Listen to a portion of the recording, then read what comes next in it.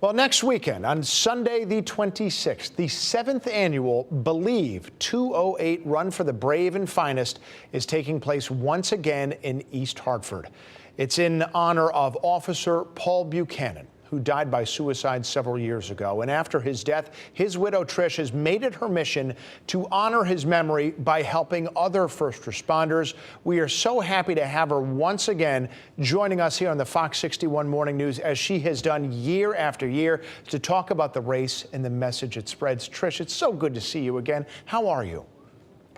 Tim, thank you so much for this opportunity again to come and share a little bit about our event that's going to be held on Sunday, the 26th. And as you know, I'm the widow of East Hartford police officer Paul Buchanan, who sadly died by suicide in 2013.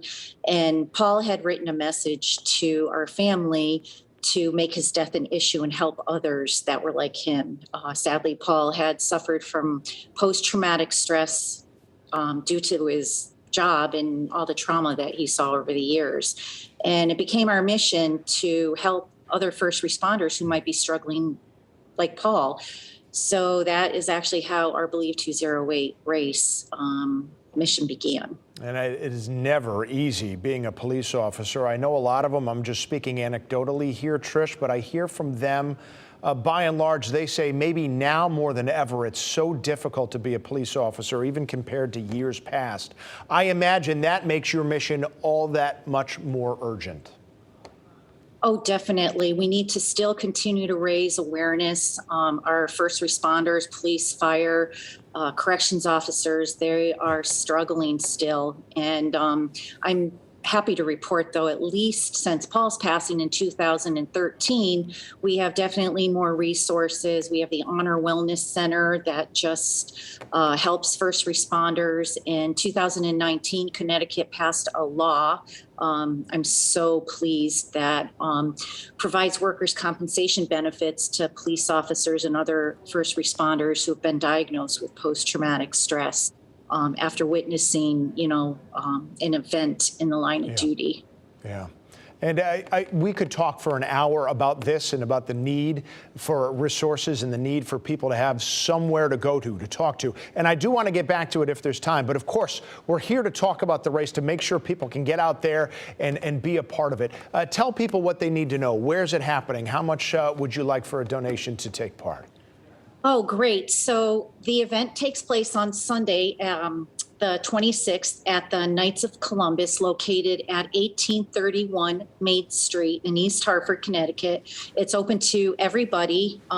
We will have a memorial table set up, sadly, for those first responders that we did lose to suicide over the years. The registration fee, I believe, is $30. Please come, run, walk, cheer. Walkers are always welcome. Just come out and see our event and support our first responders. They need you.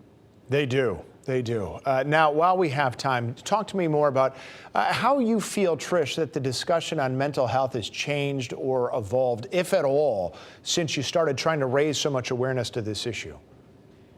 Well, Tim, I believe that before it really was truly a taboo subject. I feel like over time we've been becoming more aware of the mental health and wellness of our first responders. They're only human underneath that badge, and they too can struggle with some, feelings. And I'm so happy, like I said, that the Connecticut, the state of Connecticut has finally passed legislation and a law offering mental health and peer support trainings to our police officers to help them. Well, Trish, thank you so much for taking the time to join us again. Hopefully, a lot more people are going to get out there on Sunday, and we will have you back every single year you put on this run. I can't believe it's been 7 years already. Just keep up the good work. Glad you're able to get back to running the race after a year off from COVID. We really do appreciate it.